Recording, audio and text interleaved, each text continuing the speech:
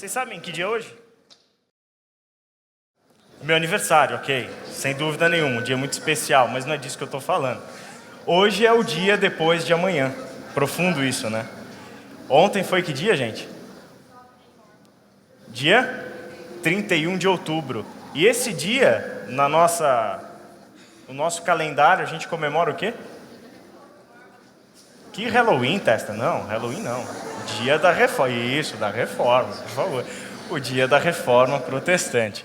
Ou o dia da Reforma Luterana, para a gente ser mais preciso, que desencadeia o processo da Reforma Protestante. Então, hoje é um dia especial para nós, na nossa tradição cristã, evangélica, na nossa tradição de igrejas que trazem consigo princípios da Igreja da Reforma, ou seja, pessoas que vivem no nosso contexto ocidental hoje são imediatamente filhos da Reforma. Eu não preciso fazer parte de uma igreja nomeadamente reformada para colher os frutos e aquilo que foram as consequências da Reforma Protestante. Os seus efeitos, portanto, estão sobre todos nós e sentidos em diversas áreas da vida, não só na questão religiosa, na questão da igreja, mas a Reforma Protestante trouxe consequências para diversas áreas da vida humana, principalmente, especialmente do mundo ocidental, como a gente vai ver um pouco hoje. E hoje, então, ontem, na realidade,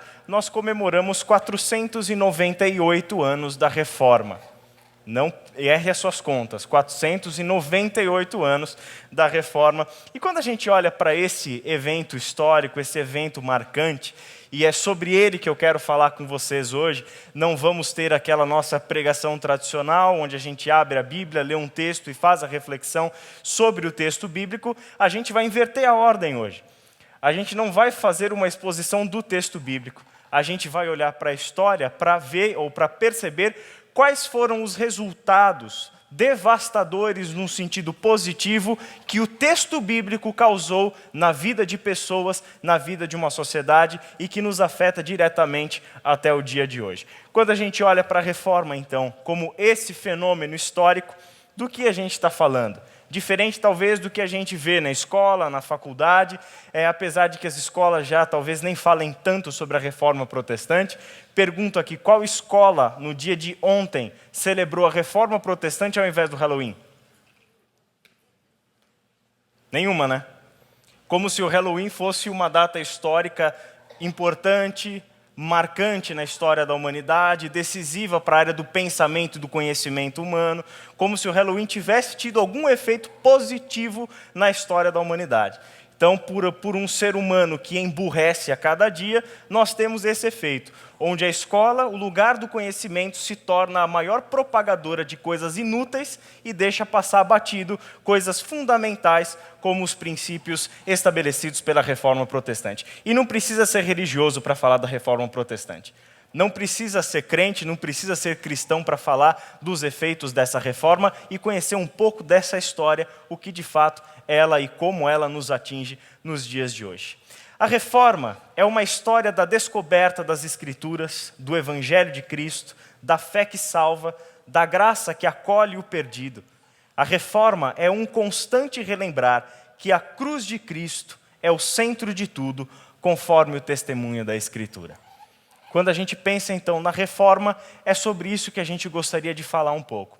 Essa perspectiva, esse olhar do que foi a Reforma a partir da vida de uma pessoa em especial, que é Lutero, como é que a palavra de Deus, com a sua força e o poder transformador do Evangelho, levou esse monge alemão a fazer o que fez e desencadear esse processo tão perfeito ao longo de toda a história da humanidade. Mas antes disso, eu quero te convidar a fechar os seus olhos, curvar sua cabeça e orar comigo mais uma vez.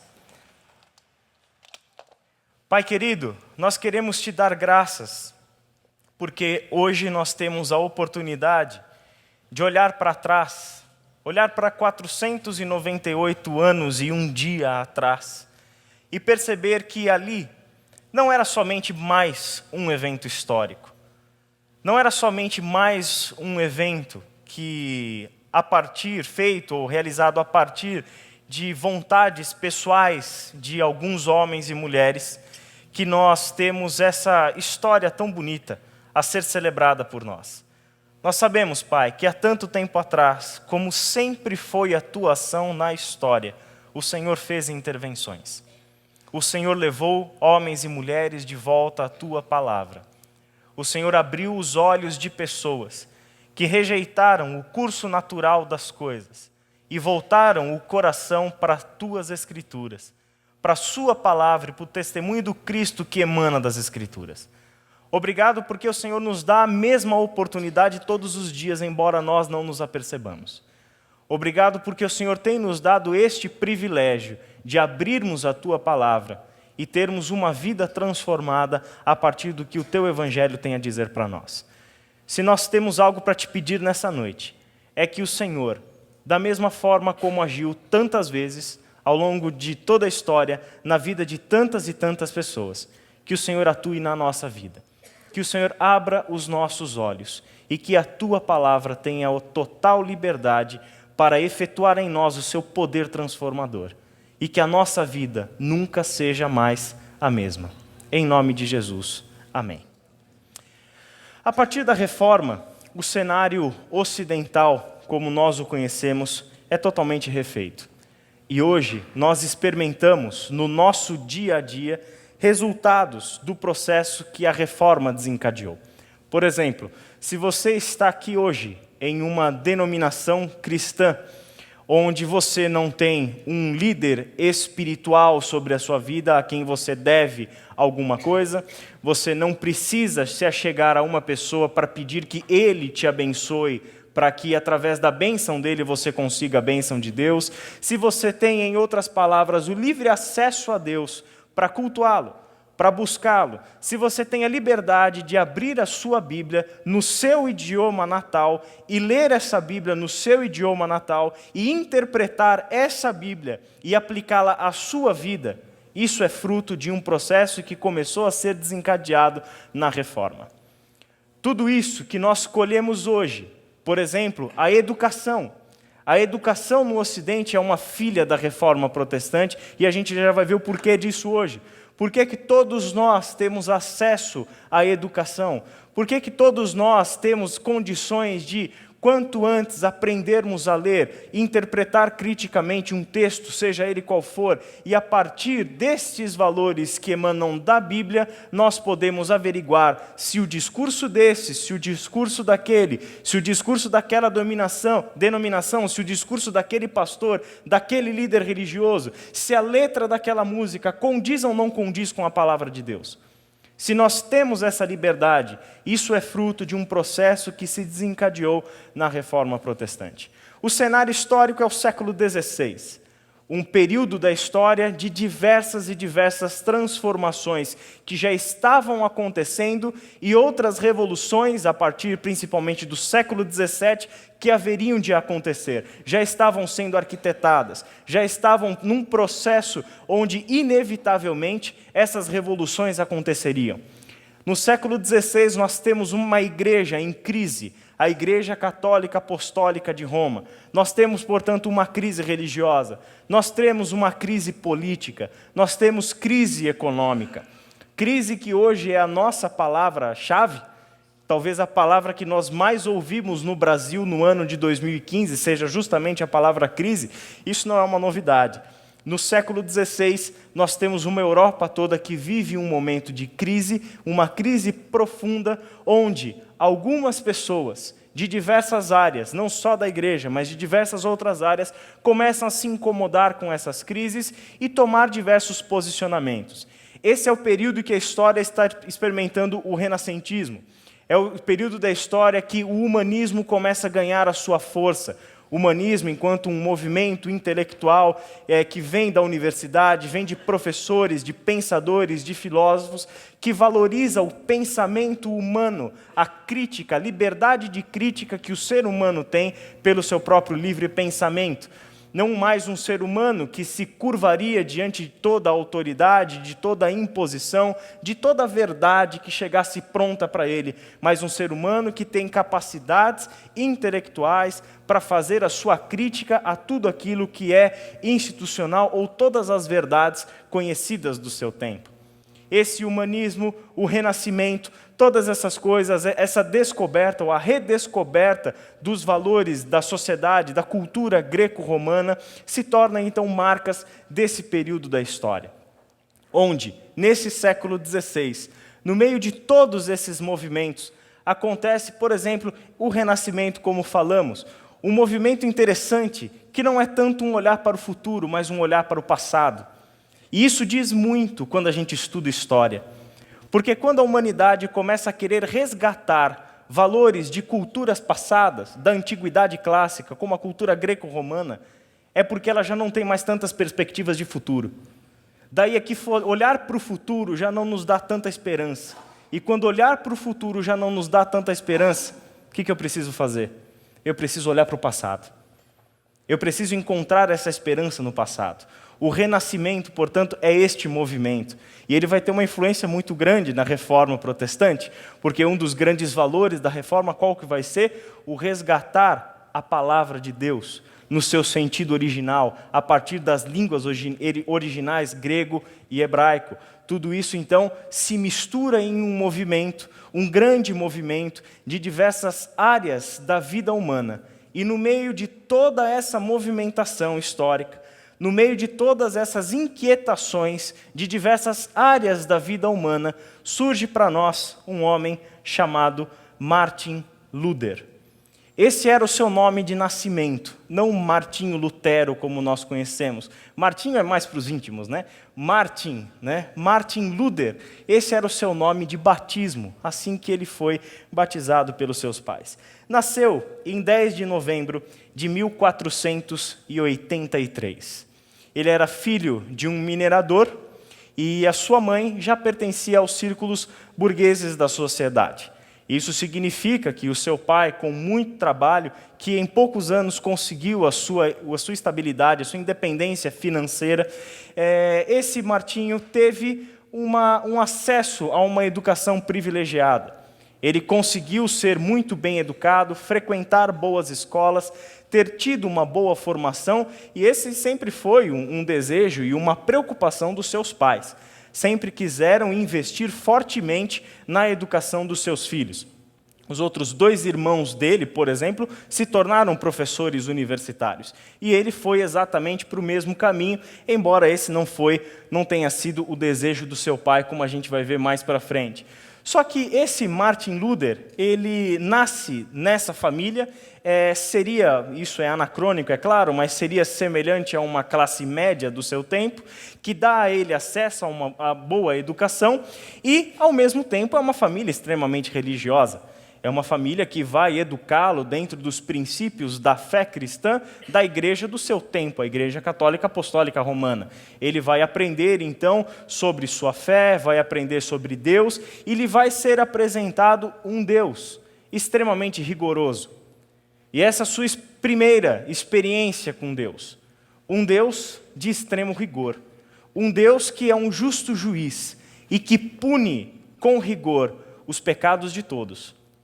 Deus, para Lutero, mesmo em Cristo, é aquele Deus que está com os seus olhos voltados para cada um de nós o tempo todo, com o seu dedo apontado para nós e pronto não só para acusar, mas também para punir todos os nossos desvios de conduta, todos os nossos pecados. Esse Deus rigoroso a que Lutero vai ser apresentado se torna um dos seus grandes conflitos de fé que vão levar, obviamente, Lutero à sua caminhada e à sua experiência de conversão ao Deus que, de fato, o Evangelho apresenta para nós. Com toda a preocupação que o pai dele, então, teve com a sua educação, em 1505, aos 22 anos, Lutero conclui o seu mestrado em artes. Você pode perceber que é sempre bem jovem, é um período diferente da história. Aos 22 anos, ele já tem o seu mestrado em artes e começa a ensinar na Faculdade dos Artistas, como ela era chamada.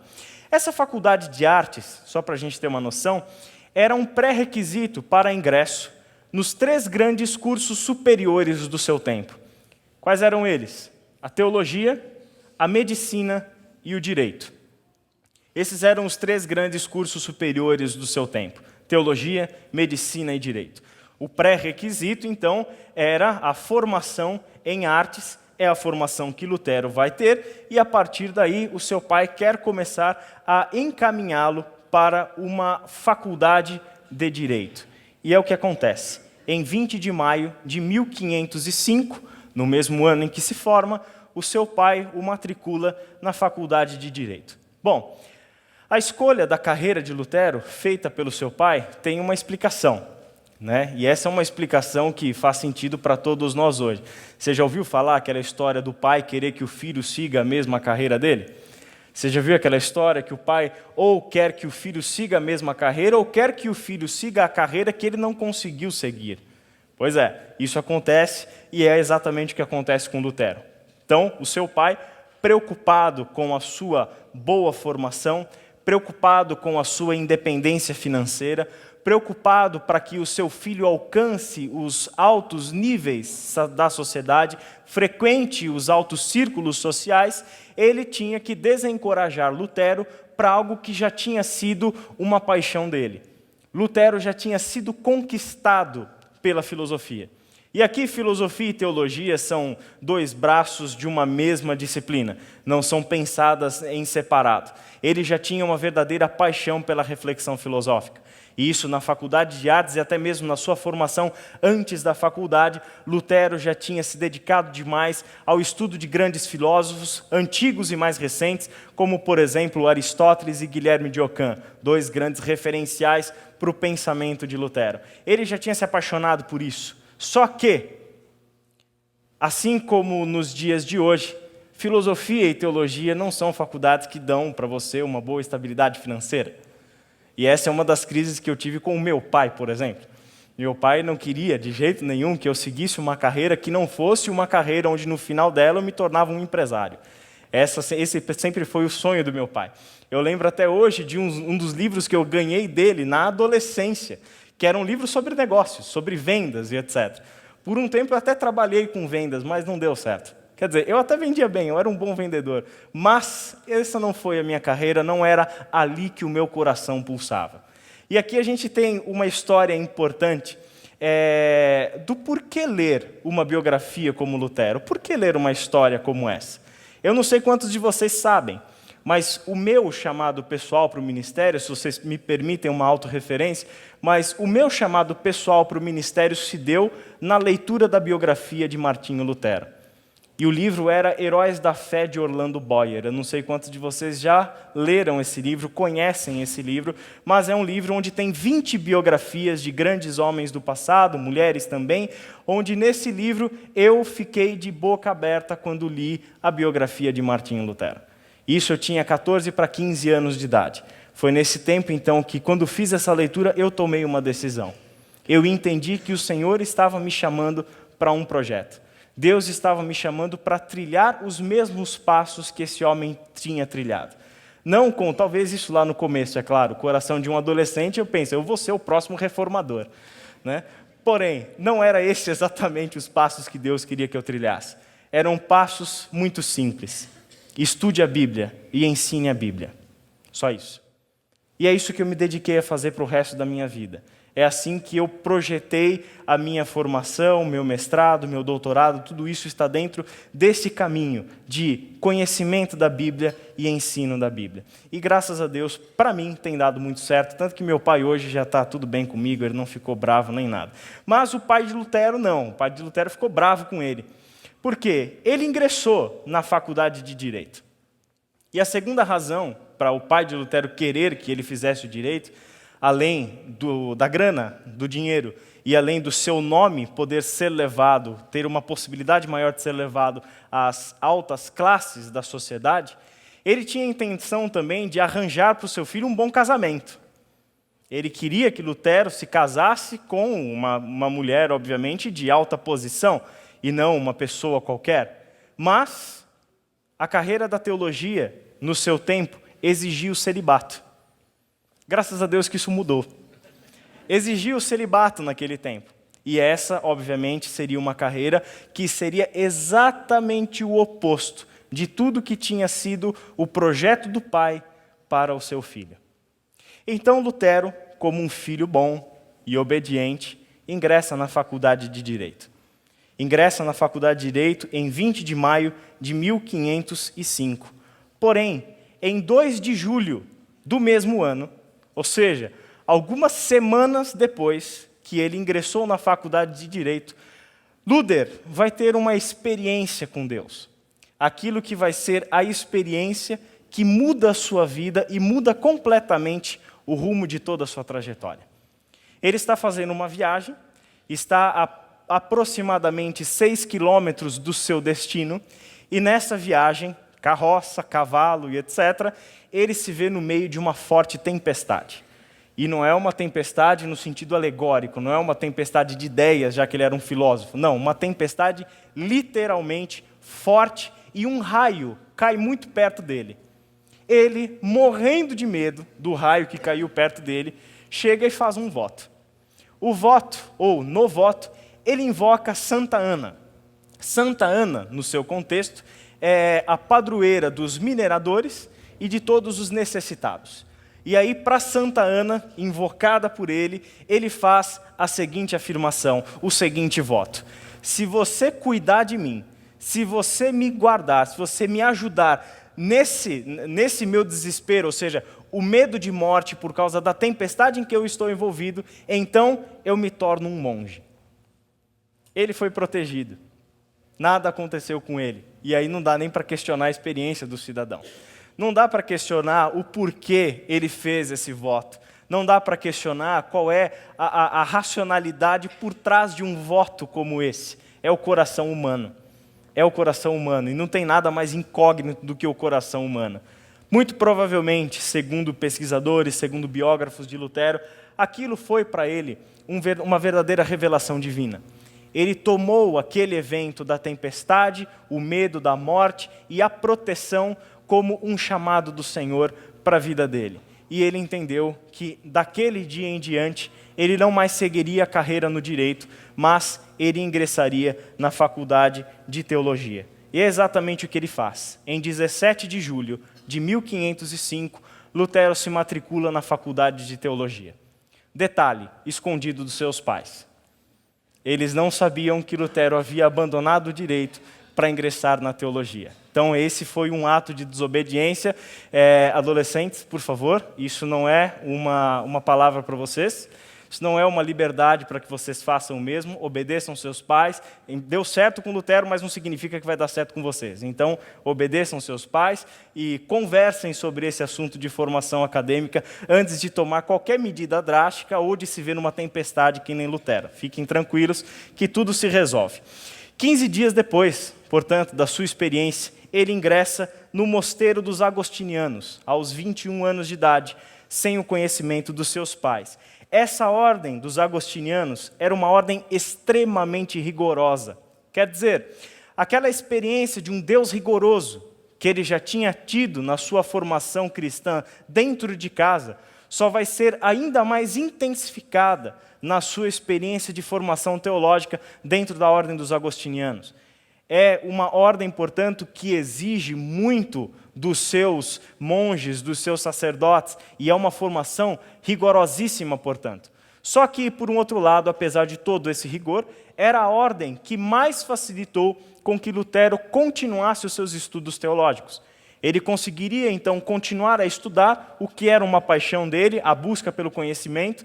Ele poderia livremente continuar a estudar, continuar as suas pesquisas, crescer como um acadêmico, como sempre foi o seu desejo. Em maio de 1507, 2 anos depois, ele vai celebrar a sua primeira missa. E esse também é um ponto importante da sua história. Porque nesse momento em que ele foi celebrar sua primeira missa, ele entrou em crise no altar. E quando ele estava no altar para celebrar ali o sacrifício de Cristo, ele entra em pânico. Entra em pânico ao ponto de sair correndo do altar e quase fugir da igreja.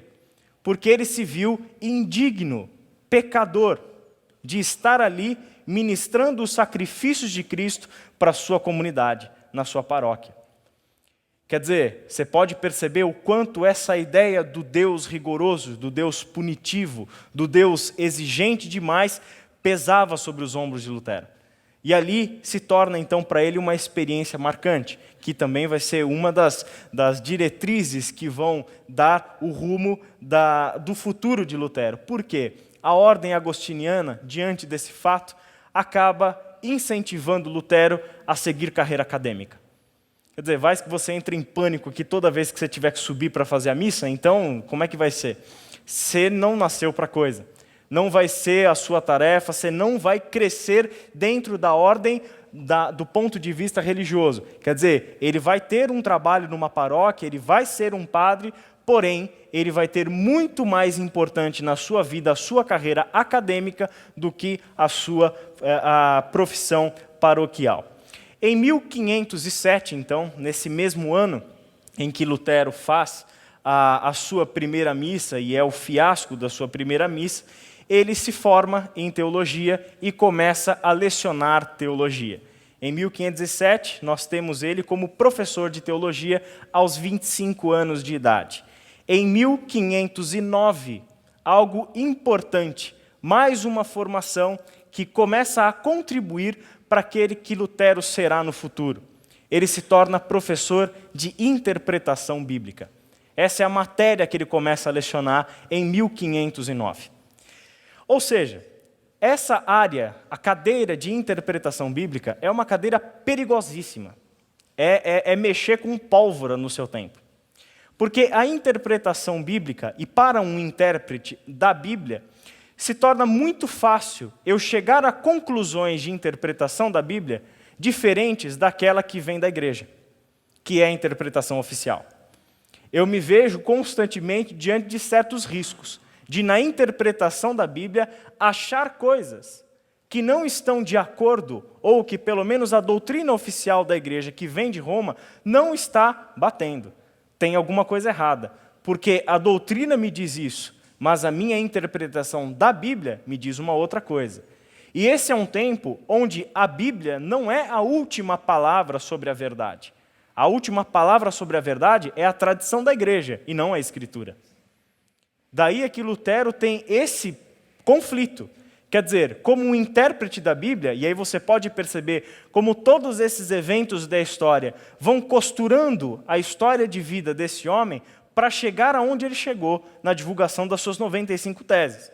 Esse Lutero, então, começa a ter essa experiência de formação acadêmica, aquilo que para nós é só questão de ideias, é só questão de sala de aula, é só questão de pensamento, a gente se engana, o poder das grandes ideias. O quanto essas grandes ideias podem ser, de fato, e sempre são as grandes ideias, causadoras das maiores transformações nas vidas das pessoas e também da sociedade como um todo. Em 22 de outubro de 1512, Lutero conclui o seu doutorado em teologia.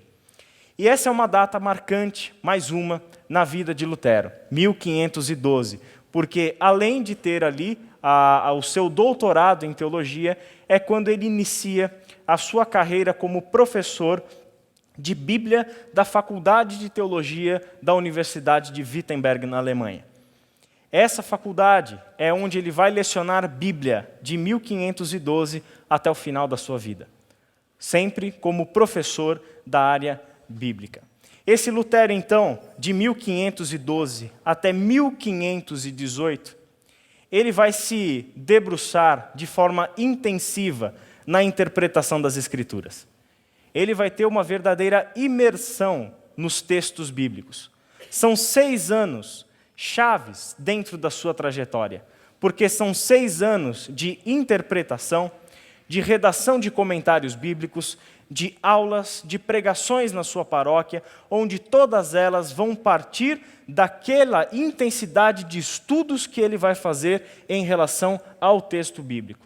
Nesse período é que ele faz os estudos e escreve comentários sobre o livro dos Salmos, sobre a carta aos Romanos, sobre a carta aos Gálatas, sobre a carta aos Efésios. Enfim, é um período de estudos intensos, onde por anos ele está debruçado somente no texto, preparando suas aulas, preparando seus alunos, escrevendo seus comentários.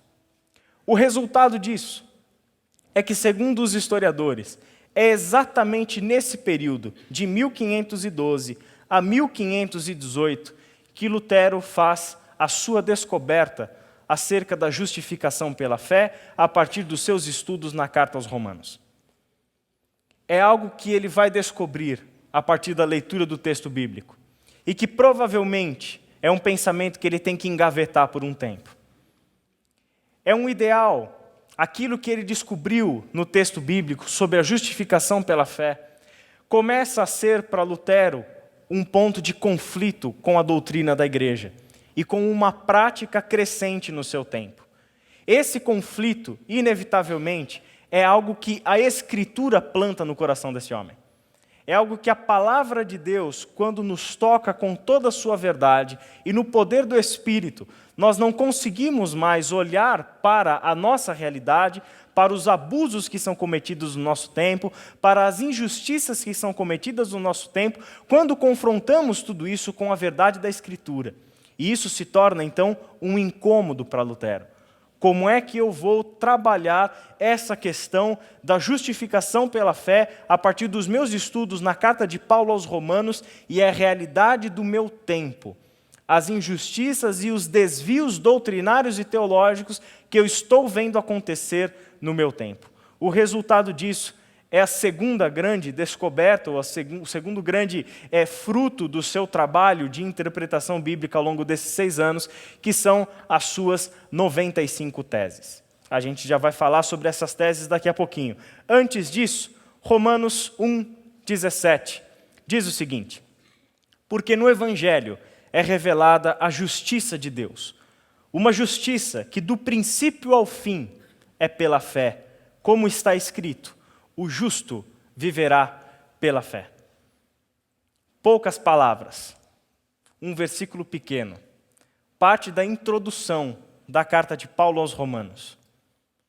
Mas é exatamente este versículo o catalisador de tudo o que aconteceu na vida de Lutero e na Reforma Protestante. É a partir desse versículo que tudo muda. Porque a palavra de Deus tem esse poder. Ela tem o poder transformador. É palavra viva, ela é eficaz. Como o próprio texto testemunha, é uma espada de 2 gumes. Ela corta quando entra, ela corta quando sai.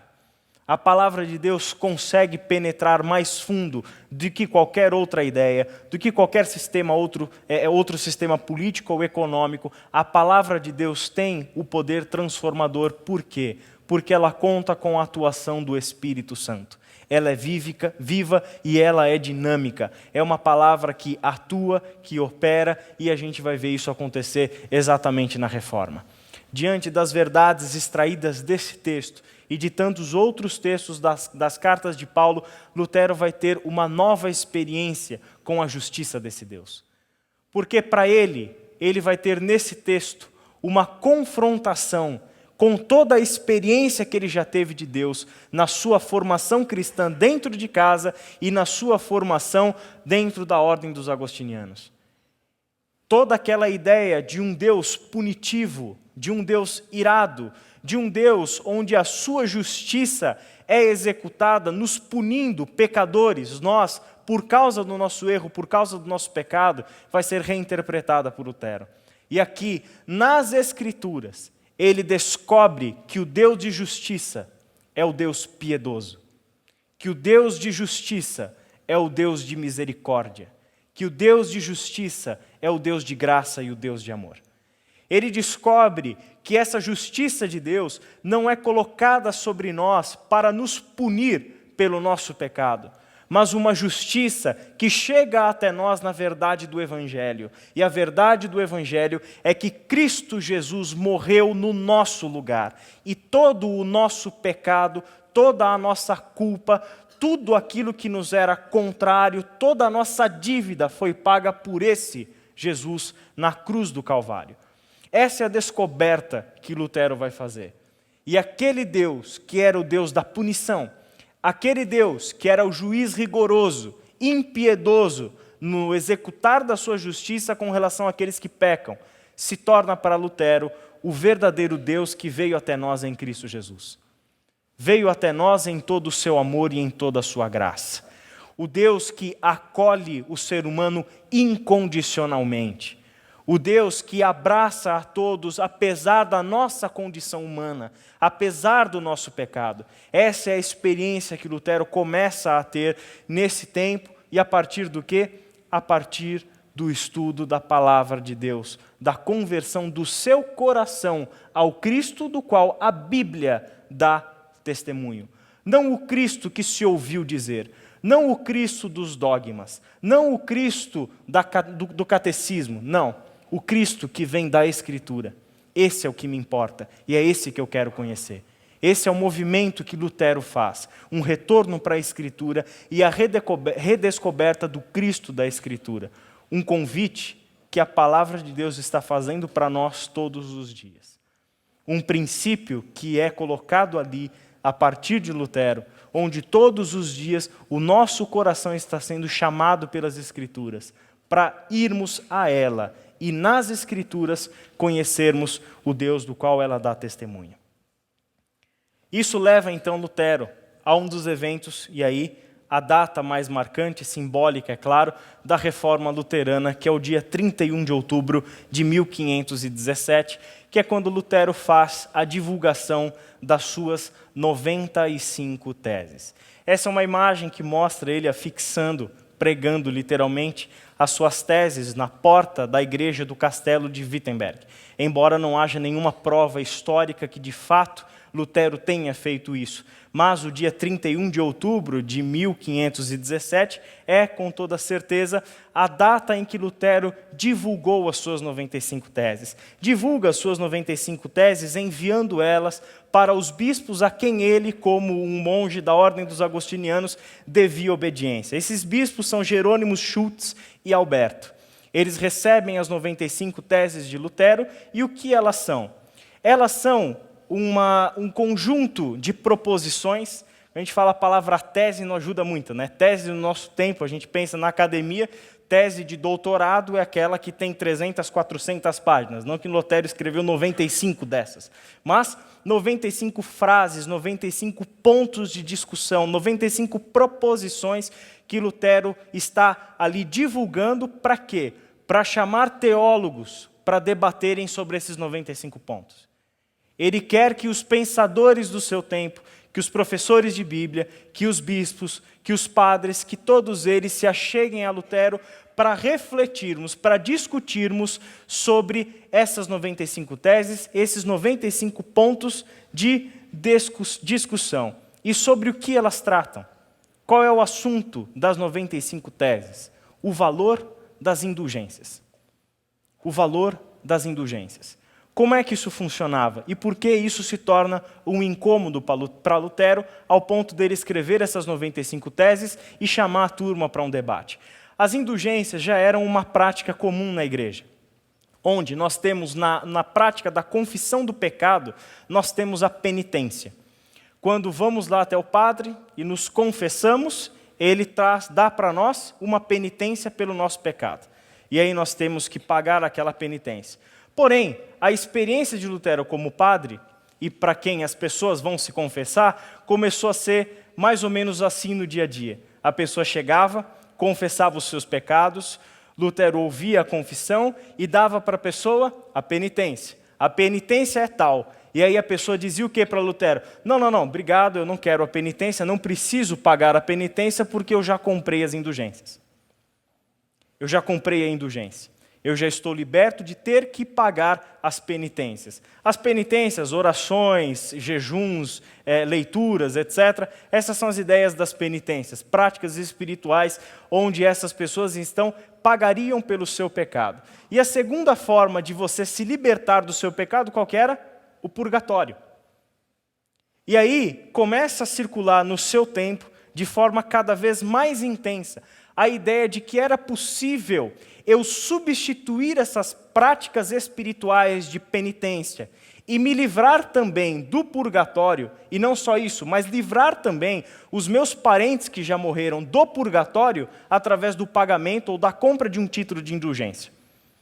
E isso se torna, então, uma teologia que começa a circular demais, essas promessas falsas feitas a partir dos vendedores de indulgência, começa cada vez mais a incomodar Lutero, porque, gente, é um professor de teologia, é alguém que está interpretando Bíblia, é alguém que conhece a palavra de Deus, e ao conhecer a palavra de Deus, ao conhecer tudo aquilo que Deus revelou na sua palavra, ele não pode cruzar os seus braços diante dessa realidade que o incomoda.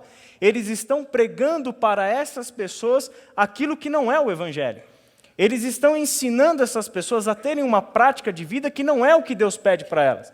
Onde é que está a misericórdia desse Deus? Onde é que está a misericórdia desse Deus? Que Deus é esse que permite que o seu perdão seja comprado? Que Deus é esse que liberta do pecado por causa que eu paguei para ser libertado do pecado? O que é que isso tem a ver com aquele Romanos 1,17, que a justiça de Deus se revela dos céus, e essa justiça de Deus é o Evangelho, e o Evangelho que nos diz que o justo viverá pela sua fé, não pelas suas obras, não pelos seus méritos, mas o justo, aquele que é justo, é aquele que foi justificado pela obra de Cristo. E a sua vida é uma consequência dessa salvação que recebeu em Cristo Jesus. Logo, o justo vive e se relaciona e mantém uma vida com Deus pela fé, e não pelos seus méritos, e não pelas suas obras. Isso incomoda profundamente Lutero. Ele escreve as suas 95 teses, divulga as suas 95 teses e chama essa turma toda para um debate, para uma reflexão sobre quais eram os caminhos que a doutrina da igreja estava trilhando e o quanto esses caminhos se desviavam do Evangelho. Então, não preciso nem dizer o quanto rapidamente Lutero começa a fazer inimigos. Um deles é um homem chamado Johannes Tetzel, ou John Tetzel também para os mais íntimos.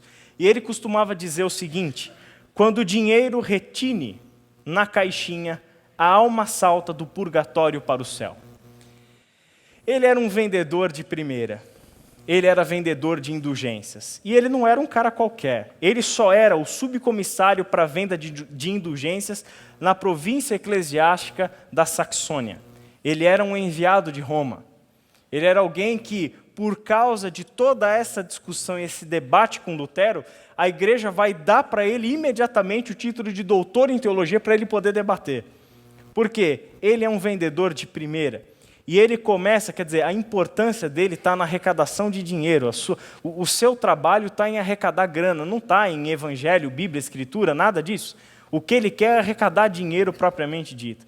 E aí ele começa a divulgar e vender as suas indulgências usando essa frase que se tornou muito famosa.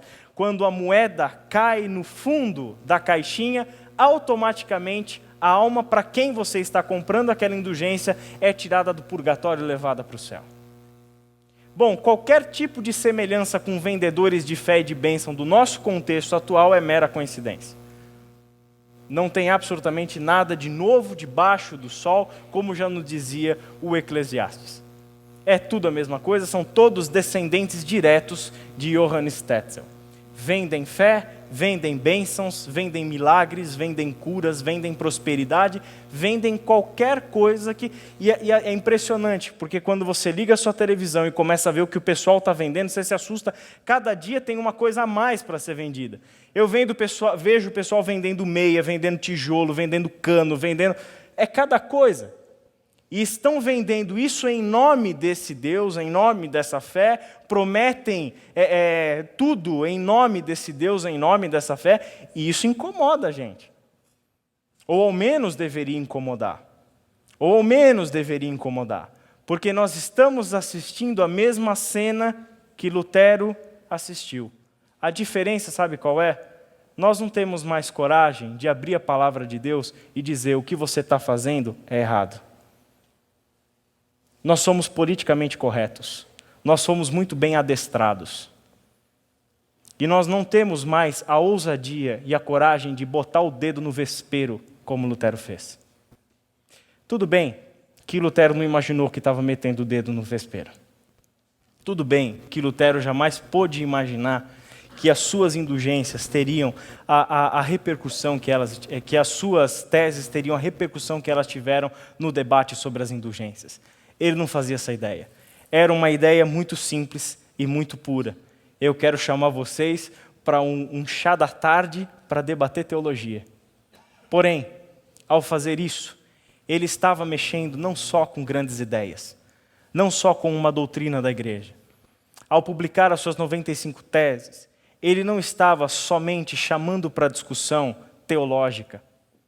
Ele estava mexendo, e mexendo fundo, nos interesses financeiros da maior instituição religiosa do mundo. Ele estava mexendo nos interesses, no bolso, ou seja, aquilo que ele começou a fazer, a sua proposta de discussão sobre o valor das indulgências, afetava diretamente os interesses econômicos da igreja. A sua intenção, claro, não é quebrar a igreja, a sua intenção não era tirar o Papa do poder, a sua intenção não era reformar a igreja, a sua intenção não era fundar uma nova igreja, muito menos. A sua intenção qual que é? Irmãos, vamos discutir esse assunto, porque a nossa teologia está caminhando para um lado que não é a palavra de Deus. Nós precisamos voltar à palavra de Deus e, a partir daí, reconstruir o nosso pensamento sobre essa nossa prática, sobre essa nossa ação. Esse era o seu interesse. Mas mexeu na grana. E quando mexeu na grana, a coisa tomou uma proporção que ele já não tinha mais como segurar. Toma uma proporção porque, especificamente no seu tempo, era o período em que a igreja estava construindo a Basílica de São Pedro. E na construção da Basílica de São Pedro, eles precisavam mais do que nunca de muita grana. E os vendedores de indulgências eram os seus grandes financiadores.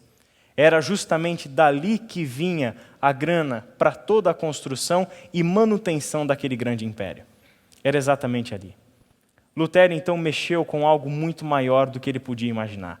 Se já não bastasse isso, nesse período, é o período em que a imprensa acabou de ser descoberta. É uma novidade, onde agora as teses de Lutero, os seus comentários bíblicos, os livretos que escrevia sobre a liberdade cristã, sobre do cativeiro babilônico, tantas e tantas coisas, textos altamente críticos com relação aos vendedores de indulgências e a essas posturas que a igreja tinha tomado, esses textos agora, com o advento da imprensa, se espalharam por toda a Europa numa velocidade incrível, onde todos os professores universitários do Renascimento, humanistas, príncipes já desgostosos com o poder que a igreja tinha sobre o seu governo político. Ou seja, todo esse pessoal começa a ver naquilo que Lutero estava fazendo o grande caminho para a revolução que precisava acontecer e se libertarem das amarras, dos dogmas que provinha da igreja. Então, esse evento todo é o que protege Lutero. Não significa que outros homens e mulheres, antes de Lutero, não tenham se incomodado com as mesmas coisas. Por exemplo, aproximadamente 100 anos antes do nascimento de Lutero, um outro alemão, chamado John Hus, foi alguém que trouxe os mesmos princípios reformadores para a igreja. E qual foi o destino de John Hus? Fogueira. Ele foi queimado vivo. Foi para a Inquisição e foi queimado vivo. O que é que esperava Lutero? Uma fogueira. Já dava para sentir o cheiro do fogo queimando quando Lutero começou a ser perseguido, questionado e acusado de heresia por conta daquilo que tinha escrito. Mas ele foi protegido. É claro que do ponto de vista nosso, cristão, de quem olha a história desse lugar que estamos, essa proteção é uma proteção divina. Mas como é que essa proteção divina aconteceu na história? Todos aqueles que viram nas ideias de Lutero um potencial para a transformação do seu tempo, o que fizeram? Protegeram Lutero.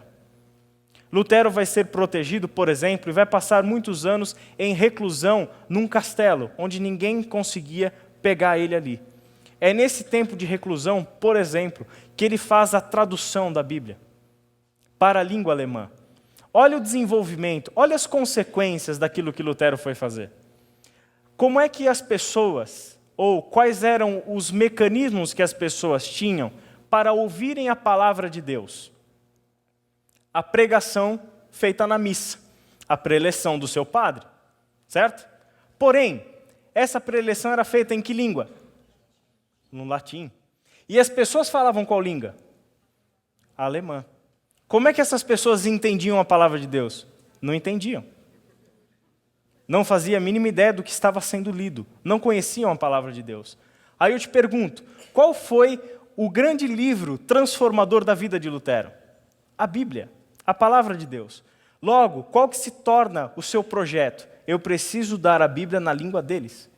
Eu preciso que o povo consiga ler as Escrituras na sua própria língua. Eu preciso, portanto, fazer uma tradução da Bíblia, do grego e do hebraico para o alemão. Só que tem um detalhe, a Alemanha nesse período não é uma unidade. Nós temos uma Alemanha com dialetos diferentes. Essa Alemanha com dialetos diferentes tem diversos alemães sendo falados por ali. O que é que Lutero tem que fazer? Ele tem que fazer uma estruturação linguística. Ele tem que estruturar a língua alemã para traduzir a Bíblia para o alemão e dar a Bíblia para esse povo. Mas tem um outro problema, que as taxas de analfabetismo são altíssimas. Não é um povo educado, não é um povo que sabe ler. Inevitavelmente, o que as igrejas da Reforma têm que fazer? Se tornam as grandes escolas do seu tempo, onde não apenas eu tenho que ensinar o povo a ler um texto, não só tenho que alfabetizar esse povo, mas eu tenho que dar para esse povo condições de ler e de interpretar um texto. As igrejas da Reforma, por exemplo, se tornam as grandes divulgadoras do ensino e da educação. Não é à toa que as igrejas de imigração que chegam, por exemplo, na nossa terra, chegam para cá e automaticamente fazem o quê? Já fundam escolas. É inconcebível uma pessoa que não é alfabetizada para poder ler a Escritura. Isso é um evento fruto da reforma, daquilo que Lutero tinha feito, ou seja, a tradução da Bíblia, que agora se tornava necessário o conhecimento da língua para poder ler a palavra de Deus na sua língua materna. E é nesse momento da história de Lutero, no meio de toda essa confusão, de tudo aquilo que acontece com ele, no meio de todo esse inesperado, é que há uma mudança do seu nome. E é uma mudança que ele mesmo faz. Ele deixa de se chamar Martin Luther e passa a assinar como Martin Luther, que é um diminutivo de uma expressão alemã que significa o liberto. Martin, o liberto. Liberto por causa do quê? Porque liberdade se torna uma das grandes palavras-chave da sua teologia e da sua pregação. Ele vai falar sobre a liberdade que nós temos no Evangelho. A liberdade que temos no acesso direto a Deus, na comunicação direta com Deus, a liberdade que temos de tudo aquilo que nos amarra a tradições, a dogmas, enfim, a tudo aquilo que não é ou não está de acordo com a palavra do Evangelho, com a palavra de Deus. Da liberdade cristã, inclusive, se torna um dos grandes livros, livreto, mas de uma profundidade enorme de Lutero, que, se eu não me engano, nós até temos na nossa livraria, da liberdade cristã. Um texto muito fino, onde lá ele faz a sua grande proposição, de que um cristão é livre de tudo e de todos, mas, ao mesmo tempo, é um servo fiel e está sujeito a tudo e a todos. Ele vai redescobrir aquilo que, por exemplo, o apóstolo Paulo tinha dito em Gálatas capítulo 5, onde lá nós temos o princípio da liberdade do Evangelho, onde o capítulo 5 começa com a afirmação: foi para a liberdade que Cristo libertou vocês. Portanto, permaneçam firmes e não se submetam novamente a um jugo de escravidão. O jugo de escravidão se torna para nós algo muito mais prazeroso, muito mais conveniente do que termos de lidar com a nossa liberdade em Cristo. O fato é que o nosso coração religioso prefere ser escravizado do que lidar com a liberdade. Nós preferimos controlar Deus com as nossas moedas de troca. Nós preferimos poder ter a liberdade de dar para Deus uma oferta ou fazer alguma coisa para receber de Deus algo em troca. Isso é mérito. Nós somos loucos para termos méritos diante de Deus. Nós adoramos esse negócio. Nós fazemos coisas inconscientemente por causa da nossa mentalidade religiosa, onde tudo que a gente quer, o que quer? Conseguir a bênção de Deus sobre nós. Nós queremos esses méritos. E aí a gente faz isso principalmente até com a salvação. Queremos ter méritos na nossa salvação. temos dificuldade de entender que a salvação e tudo que é decorrente da salvação é totalmente de graça. E tudo que Deus nos pede, o que é? Fé. Tudo que Deus nos exige de nós, o que é? Creia que Jesus Cristo é o Senhor. Creia que Jesus Cristo morreu naquela cruz para pagar todos os seus pecados. Creia que Jesus Cristo é aquele que deu a vida para que você tenha a vida. Creia nisso. É tudo o que o Evangelho pede. Esse é o convite do Evangelho. Mas como é que eu vivo agora a minha vida? Essa é a outra frase de Lutero. Justamente porque eu fui liberto por Cristo Jesus, eu me torno um servo de Cristo Jesus. E me tornar um servo de Cristo Jesus é me tornar um servo do meu próximo. É eu viver a vida por causa do meu próximo. É eu cuidar do meu próximo. É a ideia do amar ao próximo como eu amo a mim mesmo. E eu amo a mim mesmo no amor que Cristo tem por mim. Não é uma questão de autoestima, mas é o amor de Cristo por mim. Eu amo a mim mesmo na consciência de que Deus olha para mim e é Ele quem me confere identidade. É Deus quem olha para mim e ao olhar para mim, para dizer quem eu sou, Ele não vai falar dos meus pecados. Ele não vai falar da minha situação de morte por causa do pecado. Quando Deus olha para mim, Ele pode dizer quem eu sou. E quem eu sou? Eu sou um filho amado de Deus, porque em Cristo Jesus morreu naquela cruz. É Ele o único que pode definir a minha identidade. E a partir desse amor que Deus diz que tem por mim, é que eu amo o meu próximo. Esse se torna o grande resumo. Onde esse resumo de Lutero depois vai ser elaborado pelas igrejas da Reforma em 5 solas, em 5 somentes. Somente a fé, somente a graça, somente a Escritura, somente Cristo e somente a Deus glória. Não pelos meus méritos, mas pela fé. É na fé e por intermédio da fé que eu recebo essa graça. Essa graça que me salva, que me alcança apesar dos meus erros. Essa graça que me perdoa apesar da minha condição humana. Essa graça que é revelada do amor de Cristo Jesus na cruz do Calvário. Por isso, somente graça, somente fé, somente Cristo. De onde eu conheço esse Cristo? De onde vem a minha fé nesse Cristo? Vem da palavra de Deus. Não vem do discurso de um teólogo. Não vem do discurso de uma autoridade religiosa. O meu testemunho sobre Cristo deve partir somente e exclusivamente da palavra de Deus. É dentro desses fundamentos que Lutero faz uma afirmação dramática para o seu tempo. Há salvação fora da igreja. Há salvação fora da igreja. Porém, não há salvação fora de Cristo. Cristo é o Senhor da igreja e não o contrário. A igreja não é dona de Cristo. A igreja não é dona das Escrituras. A igreja não é dona da fé. A igreja não é dona da graça para vender graça para quem quer comprar. A igreja não é dona. Ele inverte essa ordem. Claro, seu pensamento é altamente subversivo. E por fim, o último sola qual que é? Somente a Deus glória. Somente a Deus glória.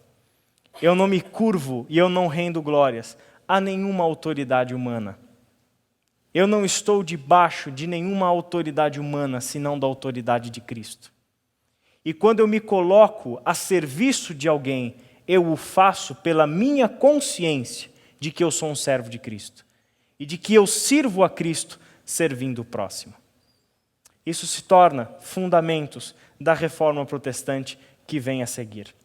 Justificação pela fé em Lutero são as crises de um homem com a sua fé num Deus punitivo e o encontro com o Deus da graça que veio ao mundo em Cristo Jesus. Tudo o que aconteceu nessa reforma acontece de um conflito pessoal.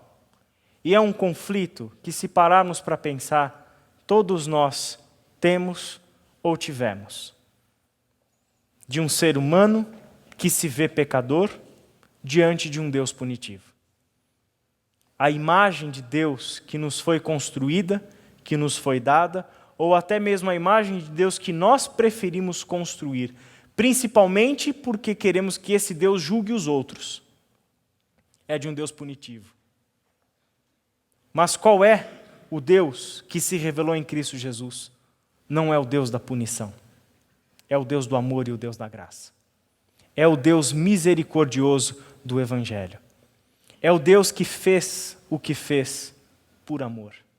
Sem que nenhum ser humano tivesse levantado um dedo para mover Deus do seu trono de glória e vir até esse mundo em Cristo Jesus. Ele fez o que fez por amor. Ele te amou, Ele me amou. E é nisso que nós temos a grande verdade do Evangelho, onde nessa simples verdade, nessa simples afirmação de que essa é a boa notícia de Deus para nós, essa é a verdade do Evangelho para nós. É Cristo e Ele nos é suficiente. Eu não preciso de absolutamente mais nada além de Cristo. O que eu preciso descobrir nas Escrituras é este Deus de amor. Não só um Deus de amor que me ama, mas lembra sempre disso, o Deus de amor que ama o próximo. Porque falar do Deus que ama a gente talvez seja mais fácil. Talvez seja mais confortável para nós. Mas a gente não pode se esquecer que Deus veio a salvar a todos. Ele veio resgatar a todos pelo mesmo amor. E o sangue de Cristo foi derramado naquela cruz para que a partir daquele sacrifício Ele fizesse o seu povo, formasse o seu povo, onde esse povo não é formado de bonzinhos, não é formado de gente que tem méritos diante de Deus pelas suas ações. Não é um povo formado de pessoas que merecem a graça de Deus porque compraram suas indulgências. Não. É um povo que recebeu a graça de Deus porque essa foi a vontade de Deus. E só existe uma forma de recebermos essa graça de Deus: fé. Ao longo da nossa vida, nós somos tentados a substituir a fé pelos nossos méritos. Nós somos tentados a julgar o nosso próximo com os nossos instrumentos de justiça e não com a justiça que Deus revelou dos céus. Nós somos levados a avaliar a conduta do outro, a condenar o outro, quando Deus não está condenando. Quando Deus não está levando justiça a Ele, a nossa justiça. Quando muito Deus leva a Ele o quê? A justiça do Evangelho. E qual é a justiça do Evangelho? Cristo morreu no nosso lugar quando ainda éramos pecadores. Essa é a justiça de Deus, que rompe com todas as nossas ideias de justiça, que rompe com tudo aquilo que nós podemos construir em termos de pensamentos sobre Deus e de como Ele deve punir aqueles pecadores. Engraçado, nós nunca nos vemos como os pecadores. Mas é exatamente assim que a gente deveria ver. Porque aos olhos de Deus, todos nós estamos na mesma condição. E a todos nós foi dada a mesma graça e o mesmo Evangelho. A gente nunca pode se esquecer disso. A reforma, portanto, é um constante lembrar para nós de quem é esse Deus. De quem é esse Deus que veio a nós em graça e em amor. E o que Ele pede de nós é fé. Nós não podemos jamais nos esquecer dessa verdade.